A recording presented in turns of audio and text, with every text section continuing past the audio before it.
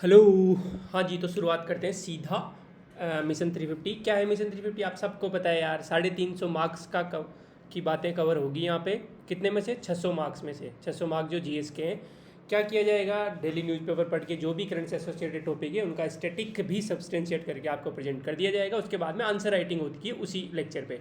तो आंसर आप लेक्चर देख के आंसर राइटिंग भी करते हो तो भी 50% पार्ट तो आपका वहीं कवर हो जाता है, ठीक है।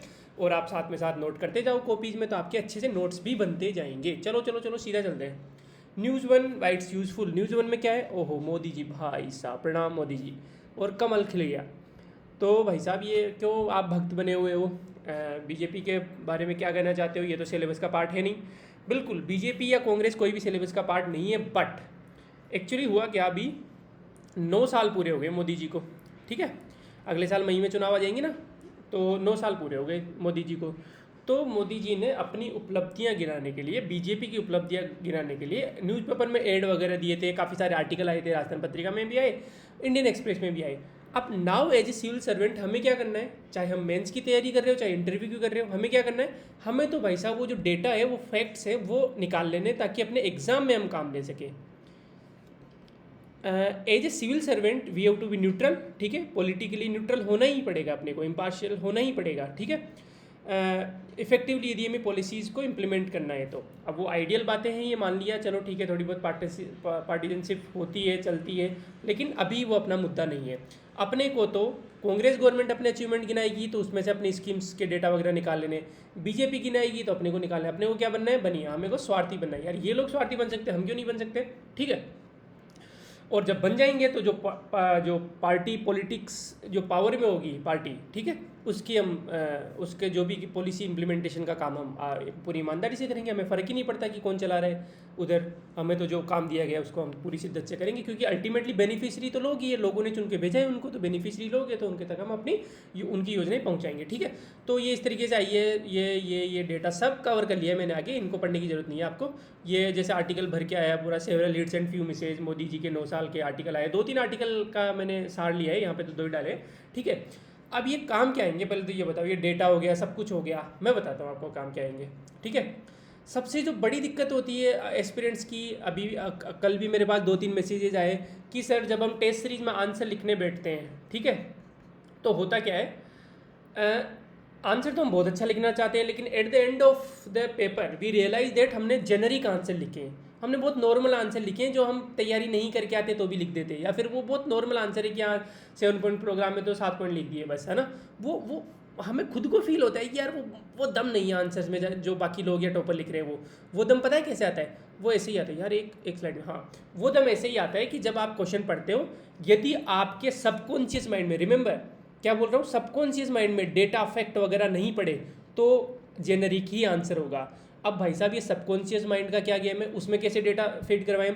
हमें पता है कि स्वच्छ भारत मिशन चल रहा है, हम क्या करेंगे? स्वच्छ भारत मिशन 2015 में लॉन्च हुआ, जो भी हुआ हम प्री में तो पढ़ लेंगे, ठीक है। लेकिन कभी भी हमने मेंस की तैयारी करते टाइम ये नहीं सोचा कि यार प्री के इस डेटा को मैं कैसे मेंस में यूज कर सकता हूँ या कर सकती हूँ। हम न्यूज़पेपर स्क्रॉल कर रहे हैं या फिर ट्विटर स्क्रॉल कर रहे हैं, हम ये तो पढ़ लेंगे कि भाई साहब मोदी गवर्नमेंट ने 12 करोड़ टॉयलेट बना दिए, ठीक है, या स्वच्छ सर्वेक्षण मिशन हुआ उसमें इंदौर फर्स्ट पे, ये तो हमने हमने पढ़ लिया, ठीक है। लेकिन हमने उसको लिंक नहीं करना सीखा भी मेंस के आंसर राइटिंग में। जिस दिन वो, क्योंकि डेटा तो पड़ा हुआ है, बस उसको लिंक करना है अपने को, ठीक है।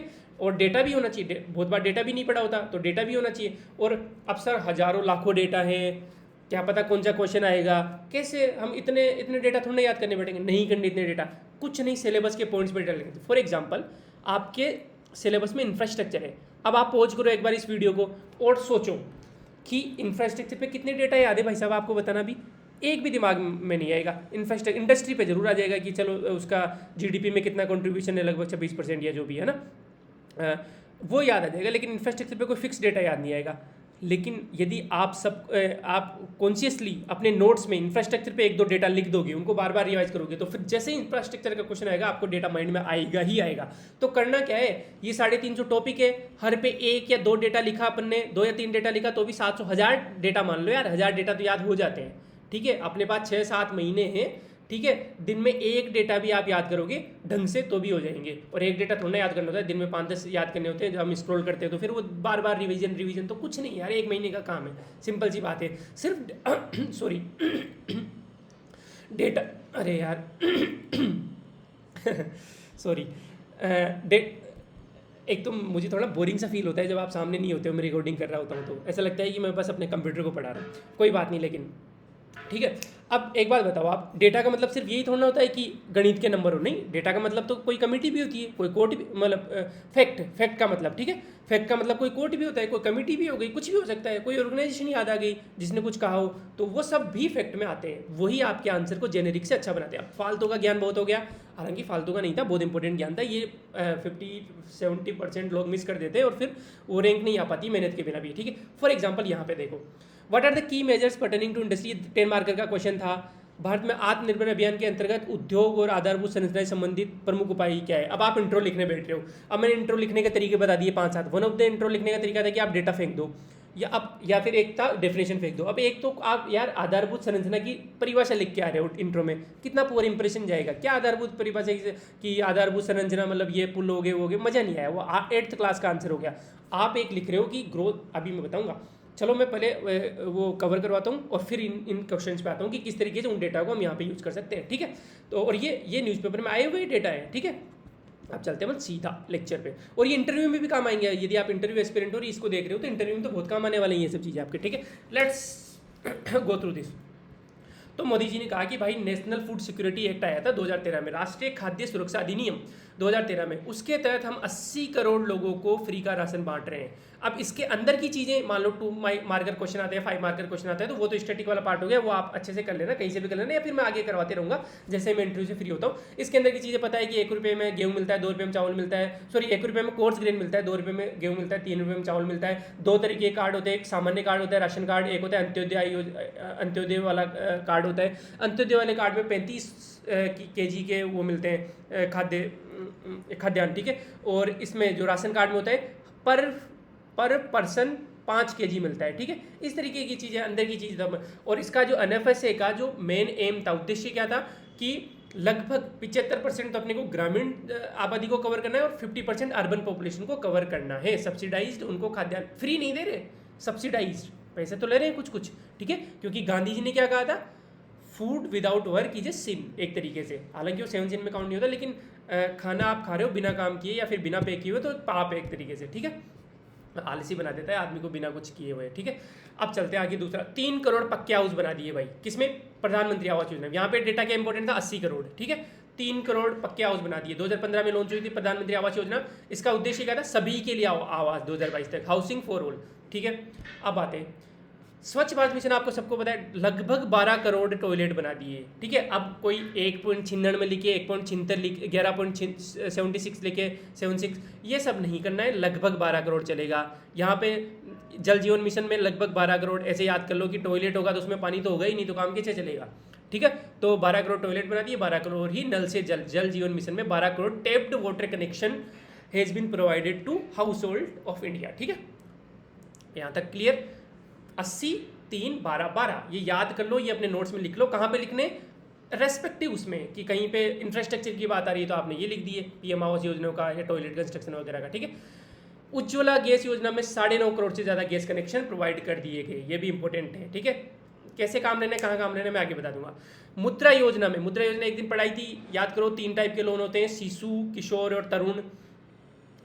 शिशु, किशोर, तरुण, ठीक है। 10 लाख तक के, 50,000 तक के, फिर 50,000 से 5 लाख और 5 लाख से 10 लाख तक के, ठीक है। महिलाओं को 27 करोड़ महिलाएं बेनिफिशियरी हो गई, ठीक है।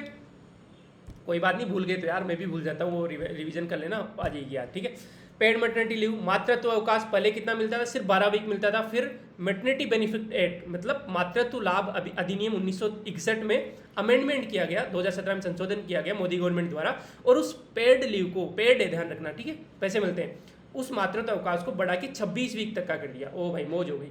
लेकिन मौज नहीं है यार, मतलब बच्चे को पालना बहुत टफ होता है, बहुत नींद मुश्किल हो जाती है, ठीक है। तो ये तो इतना लीस्ट इतना तो कर ही सकते हैं हम अपनी माताओं के लिए, ठीक है। India is 3rd largest startup hub India. अब ये डेटा क्यों लिखा है मैंने यार, ये सब डेटा क्यों लिखे हैं मैंने छांट के, कुछ डेटा मैंने इग्नोर भी कर दिया, क्योंकि जो अपने सिलेबस में चीज़ें हैं वो यही है। हेल्थ है अपने सिलेबस में, ठीक है। अपने सिलेबस में इकोनॉमिक पार्टिसिपेशन है, ठीक है।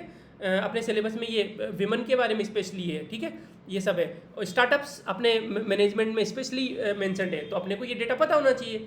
मान लो 5 मार्कर क्वेश्चन आ जाता है तो हम एक लाइन लिखनी है कि India is the 3rd largest startup hub in the world, ठीक है, कि इंडिया तीसरा सबसे बड़ा हब बन गया स्टार्टअप का।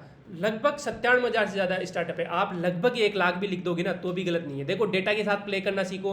आप 50,000 लिख रहे हो तो गलत है, आप 5 लाख लिख रहे हो तो गलत है, लेकिन लगभग 1 लाख लिख दोगे ना, एग्जामिनर बस आपको समझ को वो वहाँ पे पकड़ता है, वो आपके निटी, क्योंकि ये तो डेटा तो वेरी करते हैं यार। किसी इंडस्ट्री का कोई और डेटा आ गया, किसी मान लो इंटरनेशनल ऑर्गेनाइजेशन का कुछ और डेटा आ गया, तो थोड़े बहुत तो ये डेटा वेरी करते ही हैं, ठीक है। मोर देन 100 यूनिकॉर्न्स, ठीक है, ये सब आपको पता है, मैंने पहले भी पढ़ाया हुआ है। 11 crore farmers getting 6,000 per year. PM किसान सम्मान निधि के अंदर 11 करोड़ किसानों को हर साल 6,000 रुपये, 2,000 रुपये 3 किस्तों में मिलते हैं, ठीक है। आप सबको बताइए सब चीज़ें। 50 करोड़ बेनिफिशियरी अंडर आयुष्मान भारत योजना, और नहीं पता तो पता चल रहा है। आयुष्मान भारत योजना पता है आपको, हेल्थ इंश्योरेंस टाइप से फ्री ट्रीटमेंट होता है 5 लाख रुपये तक का पर फैमिली, ठीक है, पर ईयर। 50 करोड़ बेनिफिशियरी इसके अंडर। अब अपना चिरंजीवी योजना और ये सब अलग है, तो उसको तो अपन कभी पढ़ लेंगे। 18 वंदे भारत ट्रेन ऑपरेट करी, क्योंकि इंफ्रास्ट्रक्चर अपने सिलेबस में। 20 सिटीज़ मेट्रो रेल नेटवर्क के अंदर आ चुकी है। पहले तो 2-3 ही थी, जैसे दिल्ली थी, मुंबई में भी अभी आई है, बाद में आई है, ठीक है, लखनऊ हो गया, ये सब कुछ सिटीज़ थी ना, अब 20 सिटी हो गई है। कोलकाता में तो अंडर वाटर ट्रेन चल रही है अभी। कल परसों ही जो अपने रेलवे मिनिस्टर है उन्होंने ट्वीट किया था,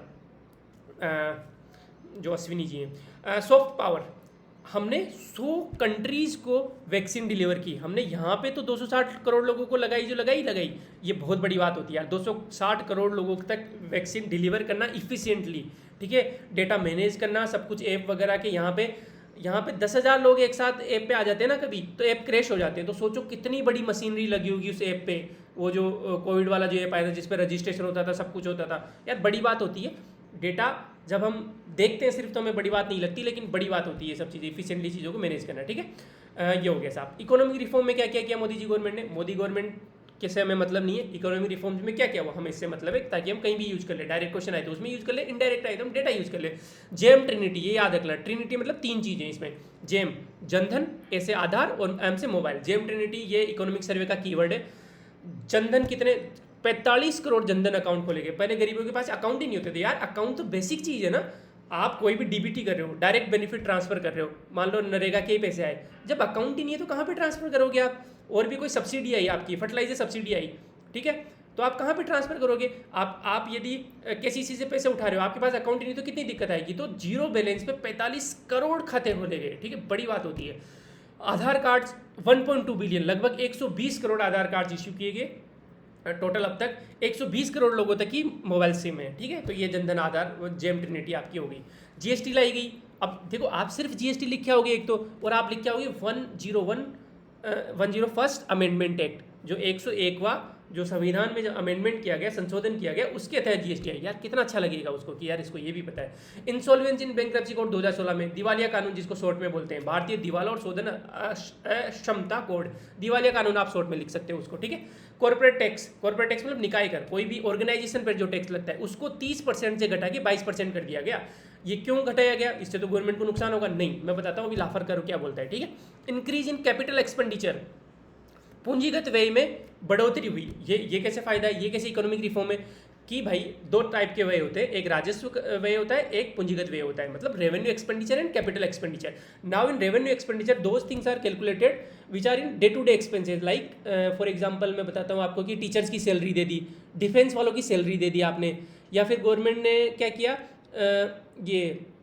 कुछ भी ले लो यार, सब्सिडी दे दी, वो भी एक तरीके से राजस्व कर में आता है। उसके अलावा गवर्नमेंट ने मान लो ये भी सब्सिडी में आता है ना, फूड ग्रेन वगैरह बांट दिया, ठीक है। तो ये जितनी भी चीज़ें ये किस में आएगा, राजस्व कर में आएगा। लेकिन गवर्नमेंट यदि सतत कोई चीज़ बना रही है जो कि आगे चलेगी, पूंजीगत कैपिटल कोई बना रही है, फॉर एग्जांपल पुलिया बना दी गवर्नमेंट ने, कोई स्कूल बना दिया बड़ा सा, ठीक है, कोई ट्रेन चला दी कोई तगड़ी चीज़। अब उस ट्रेन के अंदर जो डेली खर्चा हो रहा है, जैसे एम्प्लॉयज़ को सैलरी वगैरह जा रही है, वो तो रेवेन्यू में जाएगा, लेकिन जो ट्रेन बनाई है, ट्रेन चलाई है, वो जो पटरी बनाई है, वो पूंजीगत व्यय है।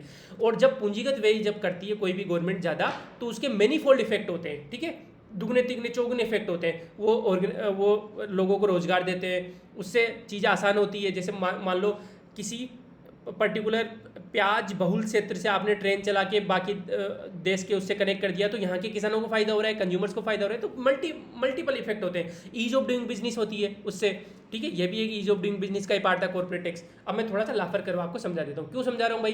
क्योंकि हर साल 2 मार्कर का एक ऐसा कॉन्सेप्चुअल क्वेश्चन, 1 या 2 कॉन्सेप्चुअल क्वेश्चन आते हैं इकोनॉमिक्स में, जो कि लगभग इकोनॉमिक सर्वे वगैरह से उठाए होते हैं इंडिया से, और ये लाफर करो उसमें है, ठीक है। जैसे नेगेटिव इंटरेस्ट रेट पूछ लिया था, तो वो इकोनॉमिक सर्वे में था। लाफर करो क्या भाई? देखो, कोई भी गवर्नमेंट क्या करती है, गवर्नमेंट को थोड़ा, गवर्नमेंट क्या, जीवन में यदि आपको सक्सेसफुल होना है तो बैलेंस तो बनाना ही पड़ेगा, मिडिल पाथ अपनाना ही पड़ेगा, ठीक है। फॉर एग्जांपल, एक दिन बैठ के आप सारे डेटा सारे एक साथ लिख दो और एग्जॉस्ट हो गए कि यार मुझसे नहीं हो पाएगा, तो गलत बात है। आप 2 डेटा भी डेली लिखोगे, एक डेटा, वो मिडिल पाथ है कि यार जितना हो रहा है इतना करता हूँ, और ऐसे ही एग्जाम निकलते हैं। ठीक वैसे ही गवर्नमेंट क्या करती है कि टैक्स, यदि मान लो 100% टैक्स लगा दे गवर्नमेंट, तो टैक्स कलेक्शन आएगा कि 0 हो जाएगा, क्योंकि लोग काम करना ही बंद कर देंगे। यार आपने 50 लाख रुपए कमाए और सारा गवर्नमेंट ले दे रही है, आप क्यों काम करोगे? तो आप काम करना बंद कर दोगे तो टैक्स अपने आप ही जाना बंद हो जाएगा। तो जीरो टैक्स कलेक्शन है। देखो 100% पे आप जीरो टैक्स कलेक्शन करोगे कि आप कितना भी कमाओ टैक्स नहीं लेंगे तो भी आपके पास जीरो, आप पैसे ही नहीं ले तो आपके पास पैसे कहाँ से आएंगे? तो आपको एक ऑप्टिमम रेट रखनी होती है। देखो ये रेट, ये यहाँ पे मैक्सिमम, कि यहाँ पे मैक्सिमम टैक्स कलेक्शन होगा। अब ये गवर्नमेंट को खुद को डिसाइड करना होगा, वो एडजस्ट करके देखती है कि यार मैं 20% जब टैक्स रख रहा हूँ तो कंपनीज मेरे को 5 लाख करोड़ रुपए दे रही है, और मैंने इसको बढ़ा के 22% कर दिया तो मेरे पास इंक्रीज हुआ, 6 लाख करोड़ आने लग गए। लेकिन 25% कर दिया तो अब कंपनीज क्या सोचने लग गई, अरे यार 25% तो 1/4 तो हमारी गवर्नमेंट ही ले जा रही है, तो कंपनी के पास इंसेंटिव नहीं है, ज़्यादा कमाना छोड़ दिया, तो ये 5.5 लाख करोड़ घट के, तो ये जो 22% है ना, ये ऑप्टिमम हो गया। एक एग्जाम्पल है सिर्फ, मैं बता रहा हूँ, ठीक है। तो इस तरीके से गवर्नमेंट एक रेट फाइंड आउट करती है कि यार इस पे जो टैक्स कलेक्शन है वो ज़्यादा है। और दूसरा, कंपनीज को तो फायदा हो रहा है, उनके पास ज़्यादा इंसेंटिव होगा। आप 100 रुपये कमा रहे हो और आपके पास ज़्यादा से ज़्यादा पैसे अपने जेब में रखने को मिल रहे हैं, 80 रुपये, या अभी यहाँ पे कितने हो जाएंगे, 88 नहीं 78, ठीक है, 78 रुपीज़ आपको अपने जेब में रखने को मिल रहे हैं, और 22 रुपये आप गवर्नमेंट को दे रहे हैं। तो आपको ठीक है यार, 22 तो डिजर्व करती है गवर्नमेंट, मैं अच्छे से कमाऊंगा और अपनी कंपनी को ग्रो करूंगा। तो ईज ऑफ डूइंग बिजनेस में पहले 30 रुपये, पहले 70 और 30 था यार, कि 70 रुपये जेब में रखेंगे और 30 रुपये गवर्नमेंट को देंगे, ठीक है। तो इस तरीके से मैंने समझा दिया। लाफर करो क्या होता है, ये एक टैक्स की रेट का एडजस्टमेंट होता है to maximize the tax input, ठीक है। इस टैक्स का जो इनपुट गवर्नमेंट के पास आ रहा है उसको मैक्सिमाइज करने के लिए इस टैक्स की रेट के साथ खेलती है गवर्नमेंट, यही लाफर कर होता है, ठीक है। आगे चलते हैं साहब। पर कैपिटा इनकम अपनी कितनी है? लगभग 1,15,000 रुपये। अब देखो भाई, जब आप ministry of statistics and programme implementation में जाओगे, वो बोल रही है 1,26,000। तो अलग, मैंने क्या कहा था कि डेटा में स्ट्रिक्ट नहीं होना है। पहली बात तो ये वाला साइन लगाना सीख लो।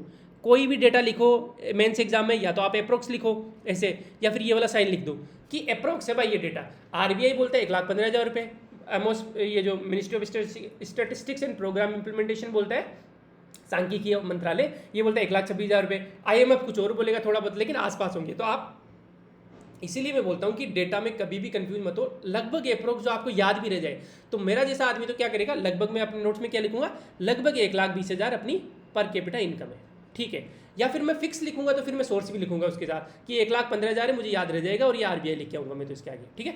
अच्छा, IMF के हिसाब से $2,600 है, और चाइना का लगभग 5 गुना है, ठीक है। मैं चाइना से, मेरी आदत है, मैं चाइना से हमेशा कंपेयर करता हूँ कि हम कहाँ हैं उनकी स्थिति में, क्योंकि 90s 80s में जब रिफॉर्म स्टार्ट हुए थे तो हम चाइना के साथ थे भाई, चाइना हमारे से पीछे था इवन, ठीक है। लेकिन चाइना ने एग्रीकल्चर को प्राथमिकता दी अपने रिफॉर्म्स में, और चाइना आज अपने से 5 गुना आगे है यार, ठीक है।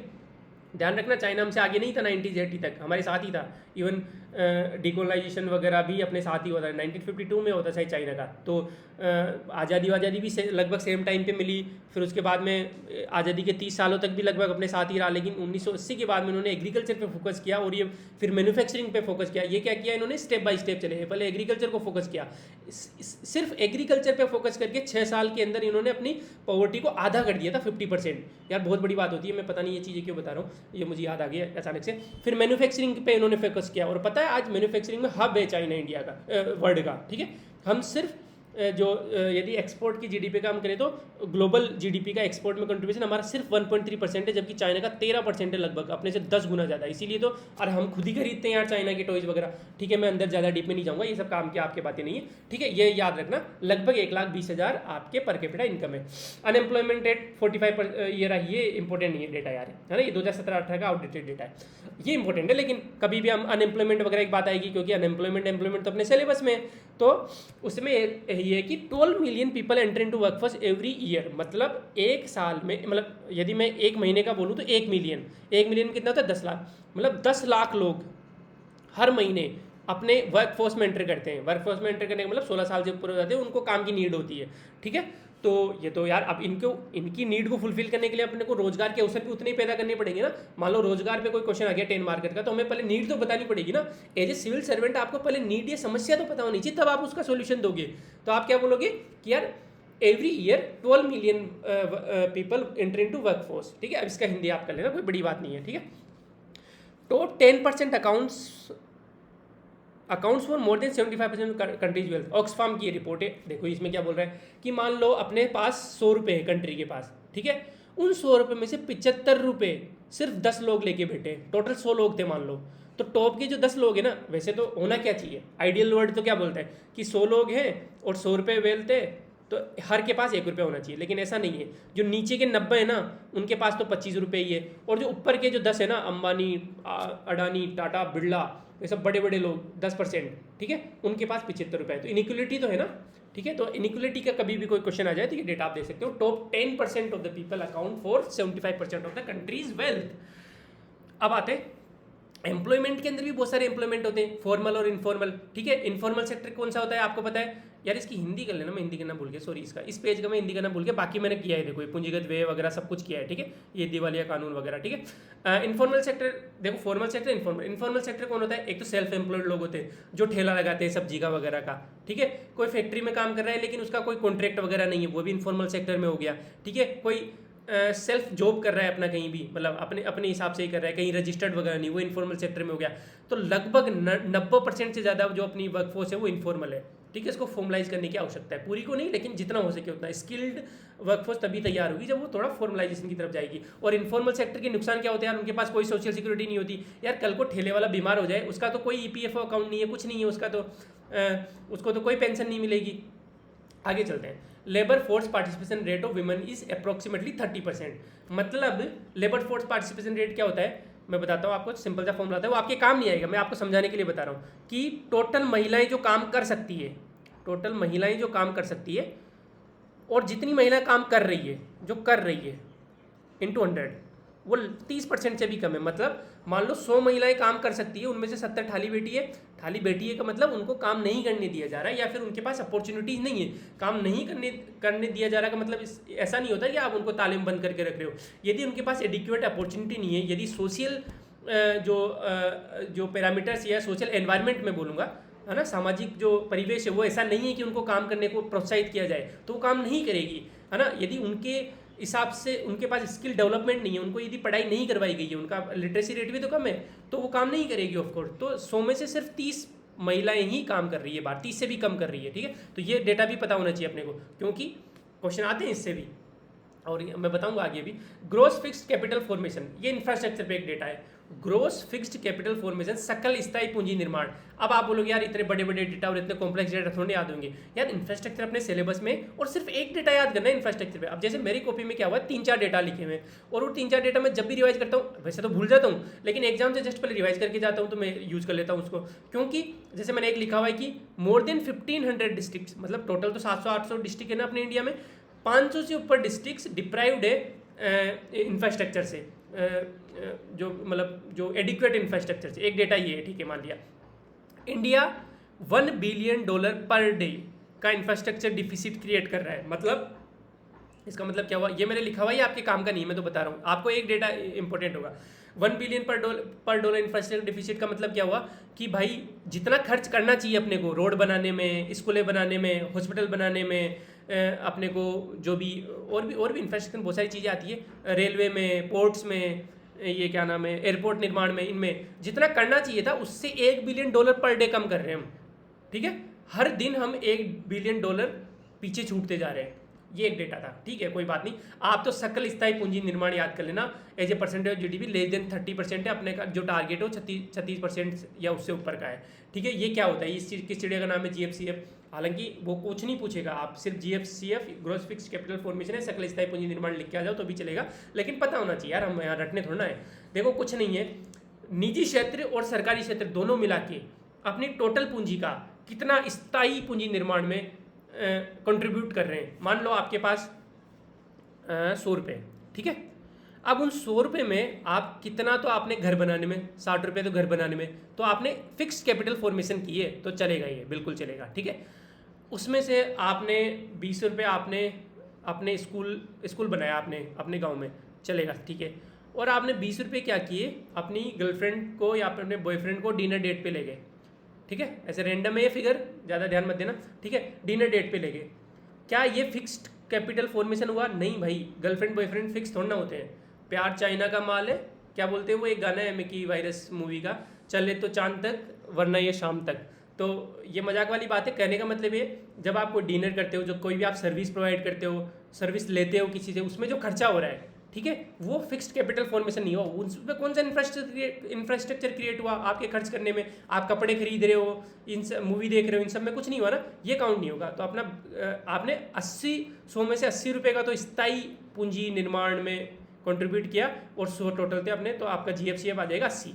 तो वैसे ही अपन टोटल जीडीपी का निजी और सरकारी क्षेत्र को माने तो उसका मान लो 100 रुपये जीडीपी थी, तो उसका 30% से भी कम इसमें हम कंट्रीब्यूट कर रहे हैं स्थायी पूंजी निर्माण में, बाकी हम बाकी चीज़ों में उड़ा देते हैं, ठीक है। तो ये थोड़ा सा ध्यान रखना, अपने को फिक्स चीज़ों पे ध्यान देना है, गर्लफ्रेंड बॉयफ्रेंड को थोड़ा अवॉइड करना है, ठीक है। मजाक करे यार, जो करना है करो, बस पढ़ाई करते रहो, ठीक है। अब आते हैं एक डेटा और, ये डेटा बहुत इंपॉर्टेंट है भाई, ये पक्का एग्जाम में यूज करके आओगे, क्योंकि इसमें तो सवाल है नहीं आना है। GVA contribution of different sector और percentage of people employed in those sectors. Majorly तीन सेक्टर अपने पास, कौन कौन से? एग्रीकल्चर, मैन्युफैक्चरिंग या इंडस्ट्री और सर्विस सेक्टर, ये 3 मेजर सेक्टर है अपने। इनका आपको पता होना चाहिए कि जीवीए ग्रोस वैल्यू एडिशन या जीडीपी में कितना कंट्रीब्यूशन है, ठीक है, और इनमें कितने परसेंट लोग एम्प्लॉयड है। अब जैसे अपन जीवीए में कंट्रीब्यूशन की बात करें तो एग्रीकल्चर का लगभग 17% है, ठीक है, टोटल का। इंडस्ट्री का 26% है और सर्विस सेक्टर का 57% है। ये याद रख लेना भाई, ठीक है। कोई भी क्वेश्चन का इंट्रो दे सकते हो आप इनसे, या फिर आप बॉडी में भी यूज कर सकते हो, ठीक है। Percentage of people employed agriculture में लगभग 46%, अभी 50% से ऊपर था ये डेटा, थोड़ा सा डिस्क्रिपेंसी इस डेटा में, लेकिन अभी लेटेस्ट जो डेटा है उसका 46% बोल रहे हैं, क्योंकि कोविड वगैरह के बाद में काफ़ी वर्कफोर्स इधर सर्विस और इंडस्ट्री में गई है। 24%, ये इंडस्ट्री का तो लगभग सेम है, जीवीए में कंट्रीब्यूशन 26% और पॉपुलेशन एम्प्लॉयड में 24%, ठीक है, और सर्विस का 30%। ध्यान रखना ये डेटा, ठीक है, याद रह जाएगा। अब ये कैसे भी याद रखना या रटना, जो भी करना, कि यदि मैं बात करूँ एग्रीकल्चर, इंडस्ट्री और सर्विस सेक्टर का, यदि मैं जीवीए में कंट्रीब्यूशन याद करूं तो एग्रीकल्चर का कितना है? 17% है लगभग, इंडस्ट्री का कितना है? 26% और सर्विस का 57%, ठीक है, याद रखना लगभग 60% है, ठीक है। Percentage of population employed agriculture का बहुत ज़्यादा है, 45-46%, ठीक है, लगभग 45% भी लिख दोगे तो भी चलेगा।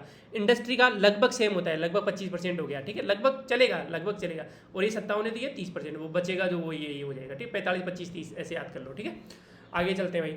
अब देखो ये क्वेश्चन आ गया, जैसे भारत में आधारभूत ढांचे में निवेश की समस्याओं तथा भविष्य की आवश्यकताओं पर लेख लिखिए। Right A note on the problem and future requirement of the infrastructure investment. अब देखो इंफ्रास्ट्रक्चर इन्वेस्टमेंट की बात आ रही है, 10 मार्कर का क्वेश्चन था।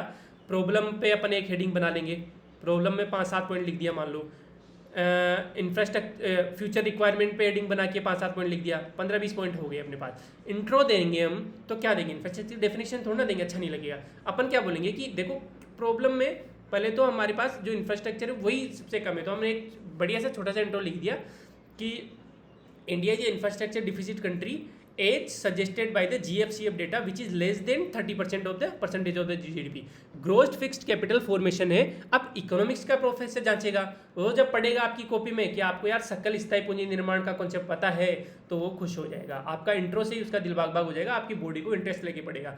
यहाँ पे जैसे यहाँ पे what are the key measures pertaining to industry and infrastructure under. अब आप क्या दोगे कि यार इंडस्ट्री का इंडिया की जीवीए में कंट्रीब्यूशन लगभग 26% है, और एंड दिस एम्प्लॉयज लगभग 1/4 ऑफ द इंडियन पॉपुलेशन, 25%।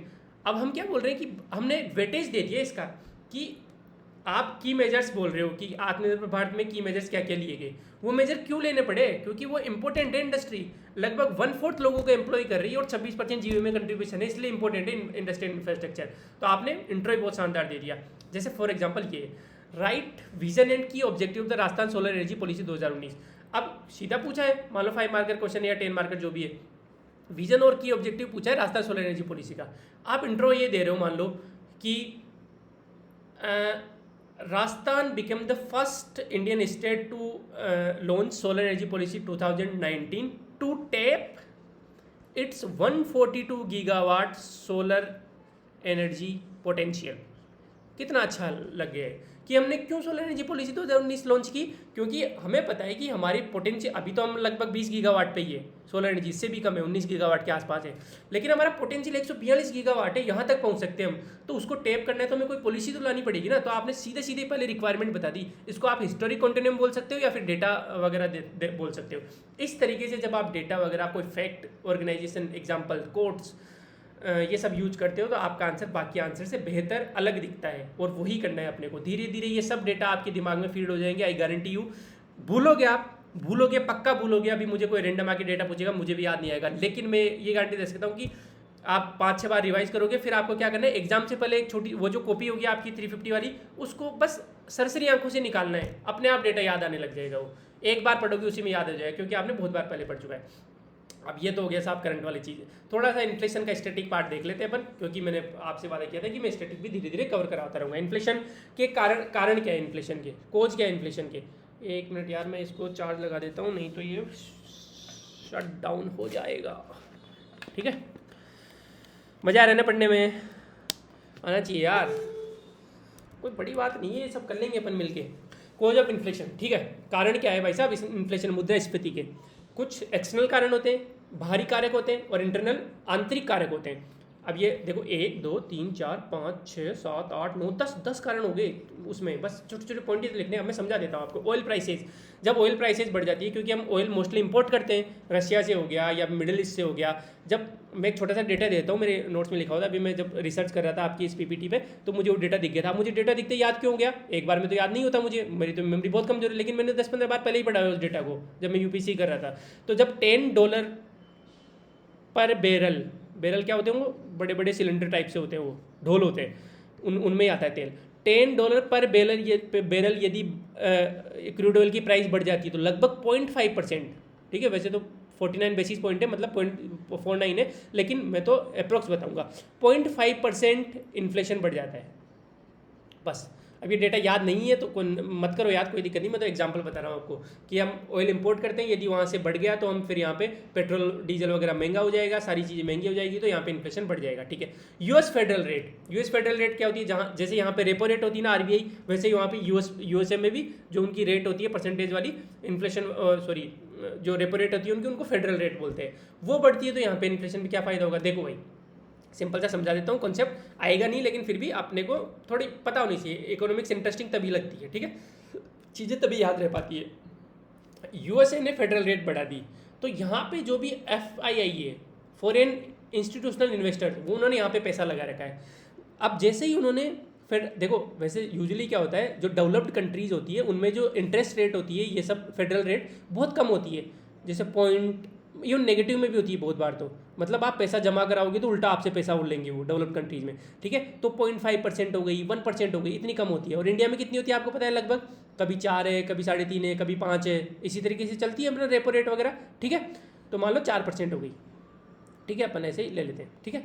तो अब क्या होगा भाई, इनके बीच में डिफरेंस कम हो जाएगा यदि ये भी बढ़ा देगा, तो बढ़ा के इधर आ रहा है ना। अब जब डिफरेंस कम हो गया तो FII वाले क्या करेंगे, यहाँ से पैसा लेके निकालने लग जाएंगे इंडिया से। ये इंडिया है मान लो, ये इंडिया है और ये USA है, तो FII ने पैसा निकालना शुरू कर दिया। क्यों निकालना शुरू कर दिया? क्योंकि अब बोलेंगे कि यार अब इंटरेस्ट रेट में ज़्यादा डिफरेंस है नहीं, हमें ब्याज है ना वो उधर USA में मिल जाएगा अच्छा खासा, हम यहाँ पे क्यों लगाए, ठीक है। यहाँ तो और भी वॉलेटिलिटी होती है, ये तो डेवलपिंग कंट्रीज वगैरह है, तो हम तो ये पैसा निकालने लग जाएंगे। अब पैसा निकालेंगे तो क्या करेंगे ये, मतलब यहाँ पे ट्रेड इन्होंने रुपीज़ में किया था, ये रुपीज़ को अब पैसा लेके जाएंगे तो रुपी थोड़ा ना लेके जाएंगे, तो डॉलर लेके जाएंगे, तो मतलब पैसा तो ये दे गए और डॉलर लेके चले गए। अब मतलब यहाँ पे डॉलर का जो वो हो गया, कम हो गया इंडिया में डॉलर कम हो गया। अब एक बात बताओ, जीवन में ये कंसेप्ट ध्यान रखना, रियल अपनी लाइफ में भी ध्यान रखना, इकोनॉमिक्स में भी ध्यान रखना, डिमांड सप्लाई का गेम होता है, जिसकी डिमांड ज़्यादा होती है उसकी वैल्यू ज़्यादा होती है। जीवन में भी यही कॉन्सेप्ट है, कोई बहुत ज़्यादा सुंदर महिला है या फिर बहुत ज़्यादा हैंडसम लड़का है, उसकी डिमांड ज़्यादा है तो फिर उसकी भाव भी ज़्यादा होते हैं उसके। ठीक वैसे ही, या फिर कोई बहुत ज़्यादा इंटेलिजेंट है, उस पर भी सेम अप्लाई हो जाता है कभी कभी, हालांकि नहीं होना चाहिए लेकिन हो जाता है। This is a harsh truth of life. तो वैसे ही अब डॉलर कम हो गया, अब कोई चीज़ कम है तो मतलब उसकी डिमांड ज़्यादा हो जाएगी ना। यदि यार इस संसार पे सारे ही लोग सुंदर होते तो फिर सुंदरता की तो कोई वैल्यू नहीं होती, फिर वो टिकटॉक इंस्टाग्राम वगैरह चलते ही नहीं है ना, या फिर इस संसार में सारे नोबल लॉरिएट जैसे वो होते तो नोबल लॉरिएट को कौन पूछता फिर। ठीक वैसे ही डिमांड सप्लाई वाला खेल है।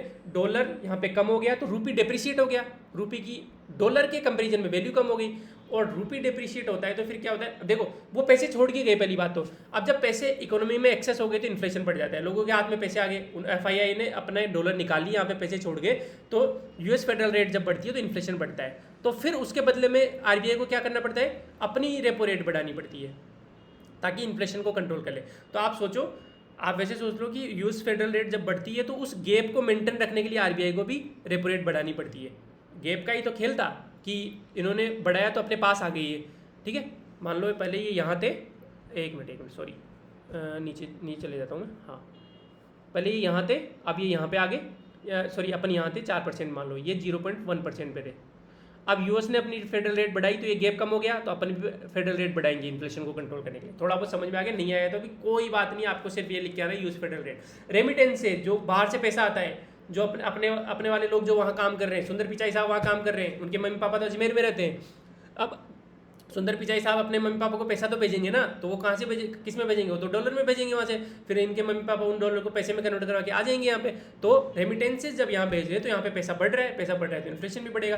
Slow down, global economy slow down होगा तो उसका इंपैक्ट तो अपने पे पड़ेगा ही। स्लो डाउन अब वो डिपेंड करता है हम इम्पोर्ट एक्सपोर्ट किस पे क्या कर रहे हैं। मानसून फेल हो गया तो इन्फ्लेशन वैसे ही बढ़ जाएगा यार, वही डिमांड सप्लाई वाली खेल है। मानसून फेल हो गया, गेहूँ की का प्रोडक्शन कम हो गया, गेहूं की डिमांड ज़्यादा है तो गेहूं का उत्पादन कम है, डिमांड ज़्यादा है तो गेहूं की कीमतें बढ़ गई तो इन्फ्लेशन बढ़ गया। MSP, यदि गवर्नमेंट बहुत ज़्यादा पैसों पे वो खरीद रही है, MSP पे फसलें खरीदी है तो किसानों के पास ज़्यादा पैसा आएगा, ज़्यादा पैसा आता है इकोनॉमी में तो क्या होता है, इन्फ्लेशन बढ़ता है। ठीक वैसे ही जब उसको रिलीज़ करेगी इन्फ्लेशन के लिए, अब वो खाद्यान्न भंडार भर लिए उन्होंने, गेहूं खरीद के खाद्यान्न भंडार भर लिए, अब कभी इन्फ्लेशन ज़्यादा हो रहा है तो उसको कंट्रोल करने के लिए उन खाद्यान्न भंडारों को रिलीज भी कर देती है गवर्नमेंट, ठीक है। क्या करती है, मार्केट में गेहूं उतारती है सस्ते दामों में, तो फिर वो इन्फ्लेशन कंट्रोल हो जाता है। इस तरीके से खेल करती है। पेंडेमिक आपको पता है, कोविड वगैरह में लोन वेवर आपको पता है, लोन वेवर में पैसा, मान लो आपने 5 लाख का लोन लिया हुआ है KCC में, ठीक है। अब आप खर्चा सोच समझ के करोगे कि यार पहले ही 5 लाख का कर्जा हो रखा है, अब वो लोन माफ़ हो गया आपका, तो आपके हाथ में जो पैसे थे अब तो आप जम के खर्च करोगे ना। अब तो उनको जैसे जम के खर्च करोगे इकोनॉमी में पैसा जाएगा, इकोनॉमी में पैसा जाते ही क्या होगा, इन्फ्लेशन बढ़ेगा। पे कमीशन का भी यही मामला होता है। 7th पे कमीशन, मान लो 8वां पे कमीशन लग रहा है, आपकी तनख्वाह पहले 60,000 रुपये महीने थी, अब आपकी तनख्वाह 90,000 हो गई, आपके हाथ में पैसा आया तो आप खर्च करोगे तो क्या होगा, इन्फ्लेशन बढ़ेगा। टैक्स रेजिम का भी सेम चीज़ है, पहले टैक्स 30% था, अब टैक्स मान लो 22% हो गया कॉर्पोरेट टैक्स का। तो कंपनी जब ज़्यादा पैसा खर्च कर सकती है अपने प्रोडक्ट को अच्छे से बनाने में, जो भी है, जैसे ज़्यादा पैसा खर्च करेंगे इन्फ्लेशन बढ़ेगा। यदि टैक्स को टाइट कर दो, आप टैक्स बढ़ा दो तो फिर पैसा कम खर्च होगा तो इन्फ्लेशन कंट्रोल हो जाएगा। इस तरीके से चीज़ें चलती रहती है। Economics is all about understanding concepts, link करनी है चीज़ें। अब ये यार आप खुद से पढ़ लेना प्लीज़, क्यों, क्योंकि ये सब मैंने पहले पढ़ाया हुआ है आपको। CPI क्या होता है, ठीक है, ये खुदरा उपभोक्ताओं के लिए होता है, ठीक है, रिटेल कंज्यूमर्स के लिए। इसको कौन रिलीज करता है, ministry of statistics and programme implementation का NSO ऑफिस होता है वो। इसका बेस ये 2012 है, मतलब 2012 में इसको 100 मान लेते हैं। फॉर्मूला इसका ये है, एक बास्केट होती है, मतलब उसमें कुछ फिक्स चीज़ें होती है, जैसे ये वाली फूड एंड बेवरेजेस, खाद्य पेय पदार्थ, हाउसिंग आवास हो गया, फ्यूल एंड लाइट हो गया, क्लोथिंग। तो ये पूछा जा सकता है पक्का 2 मार्कर में, लिख के दे सकता हूँ मैं ये चीज़ें, इनमें से एक सवाल आ जाता है। हालांकि ये बहुत अनप्रिडिक्टेबल चीज़ है, लेकिन बहुत अलाइंड चीज़ें, प्रोबेबिलिटी हाई है इन चीज़ों की पूछने की, क्योंकि इन्फ्लेशन इस बार बहुत न्यूज़ में रहा है। CPI ही मेजर करता है, RBI जो इन्फ्लेशन मेजर करता है ना, वो बोलता है 4 ± 2% में रहना चाहिए, वो CPI ही करता है वो, ठीक है। तो इसके वेटेज के कंपोनेंट, क्योंकि देखो ईज ऑफ डूइंग बिजनेस के जो 11 कंपोनेंट है वो पूछ लिया भाई उसने, 10-11 कंपोनेंट, ठीक है। उसके अलावा IIP के कंपोनेंट पूछ लिया RS ने, जो भी कंपोनेंट होते हैं, तो भाई सीपीआई के कंपोनेंट क्यों नहीं पूछ सकता, ये तो तीनों ही अपने सिलेबस में, ठीक है। तो वेटेज कंपोनेंट ये याद रख लेना, इनके वेटेज भी थोड़ा बहुत याद रख लेना, 45, 10 और 7, ठीक है। Food and beverages, housing, fuel and light, clothing and tobacco, इनकी हिंदी आप कर लेना। Core inflation, headline minus full, ये मैंने आपको समझा दिया है पहले। मॉनेटरी पॉलिसी का आरबीआई एक्ट 1934 के अंदर गवर्नमेंट ऑफ इंडिया कंसल्ट करती है आरबीआई से, और उन्होंने इन्फ्लेशन का टारगेट सेट कर दिया 4 + -2 की, इससे बाहर इन्फ्लेशन नहीं जाना चाहिए, 2 से लेकर 6% के बीच में। बहुत सारे इंस्ट्रूमेंट होते हैं, repo rate, RRR, LF, MSF, ये सब मैंने पढ़ा दिया है आपको, लेकिन कोई बात नहीं, आगे कभी इकोनॉमिक्स की मैं क्लासेज लूँगा तो मैं अच्छे से समझा दूंगा आपको। At least 4 meeting in a financial year, RBI की जो मॉनेटरी पॉलिसी कमेटी होती है उसको साल में कम से कम 4 मीटिंग तो करनी ही होती है, ठीक है। ये रेपो रेट में बढ़ाते हैं तो उसको टाइट, डियर, हॉकिश या कॉन्ट्रैक्शनरी मॉनेटरी पॉलिसी बोलते हैं, क्योंकि जैसे ही रेपो रेट बढ़ता है तो इकोनॉमी में पैसा बंद हो जाता है ना, जैसे ही पैसा बंद होगा मतलब पैसे को आपने टाइट कर लिया, पैसा आपके प्रिय हो गया, डियर, हॉकिश, ठीक है, कॉन्ट्रैक्शनरी मतलब इकोनॉमी कॉन्ट्रैक्ट हुई, मतलब ग्रोथ रेट कम होगी। ठीक वैसे उल्टा होता है, रेपो रेट कम कर दो तो इकोनॉमी में ज़्यादा पैसा जाता है, भर भर के पैसा हो गया तो ईजी मनी, किसी को भी लोन मिल जाता है ईजिली, चीप, पैसा चीप हो गया। डोविश, कबूतर मतलब शांत, और एक्सप्रेशनरी मतलब इकोनॉमी बढ़ेगी। और ये सब मैंने आपको समझा दिया था कि किस तरीके से क्या काम करते हैं ये, ठीक है। ओके साहब, ये आपके क्वेश्चन है। Analysis the weightage of CPI components in decreasing order, CPI घटकों के भार को घटते क्रम में सूचीबद्ध करें। व्हाट इज लाफर्स कर्व, आ सकता है बिल्कुल। और ये जो क्वेश्चन है ना, ये पिछली बार आया हुआ है। Describe the chief minister 7 point programme for empowerment of women in Rajasthan, Rajasthan में महिला सशक्तिकरण के लिए मुख्यमंत्री के 7 सूत्री कार्य। अब देखो 7 सूत्री कार्यक्रम तो कोई भी लिख देगा, ठीक है। अब आपको एग्जाम में क्या करके आना है, 7 सूत्री कार्यक्रम में, जैसे आपने पहले, जैसे मुझे याद नहीं थे, देखो सच बताऊं 7 सूत्री कार्यक्रम मैंने ये शायद अच्छा भी नहीं किया ये आंसर, ठीक है। अब वन ऑफ द हो गया कि डिक्रीज एमएमआर, या फिर मैटरनल क्या नाम है, मातृ डिक्रीज आईएमआर लिख लो, ठीक है। इन्फेंट मैटरनिटी रेट को घटाना है, ठीक है। दूसरा हो गया इकोनॉमिक पार्टिसिपेशन बढ़ाना है, ठीक है। तीसरा हो गया 7 सूत्री कार्यक्रम है ना, आईएमआर हो गया, ये हो गया, ठीक है। और चाइल्ड मैरिज को घटाना है। अब एक तो आप साथ ये लिख के आगे 5 मार्कर क्वेश्चन में 10 वहाँ पे वो होते हैं, लाइनें होती है। एक आप क्या कर रहे हो, डिक्रीज आईएमआर वहाँ पे लिख दो, करंट आईएमआर ऑफ राजस्थान लिख के आगे, आप कितना अच्छा लगेगा यार। Economic participation, current participation is less than 30%, तो इसको बढ़ाना है। भाई कोई भी गवर्नमेंट कुछ प्रोग्राम ला रही है तो कोई प्रॉब्लम है तभी तो ला रही है, कुछ समस्या है उसको सोल्व करने के लिए तो ला रही है। चाइल्ड मैरिज है, समस्या है तभी तो ला रही है। आप लिख के आ जाओ कि Rajasthan contributes 40% of the child marriages in India. तो आपने क्या कहा, आप एक एडमिनिस्ट्रेटिव क्वालिटी बता रहे हो उसको कि मुझे ये भी पता है कि राजस्थान में ये समस्या है, इतनी बड़ी समस्या है, इसलिए मुख्यमंत्री साहब ने लाया। हालांकि 40% डेटा आप कंफर्म कर लेना, मुझे नहीं पता ये सही है या गलत है ना, लेकिन अब ऐसे डेटा काम आता है। ये क्वेश्चन मैंने इसीलिए दिया है। अब देखो आपके आंसर डिफरेंट होंगे सबके, आप इंप्लीमेंट करो, आप डेटा वगैरह को खोजो, इस तरीके से डेटा को आप यूज करना शुरू कर दोगे, ठीक है। ट्विटर पे कर देना यार, और अपन सेशन ले लेंगे, कभी भी शाम को ले लेंगे, वो जो भी आपका आंसर रिव्यू करने के लिए। थैंक यू सो मच इतनी जल्द झेलने के लिए मुझे।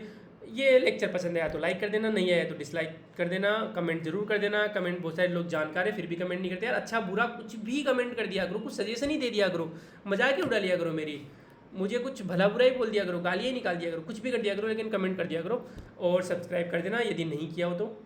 Thank you so much, tata, take care, bye, good night, good morning, good afternoon.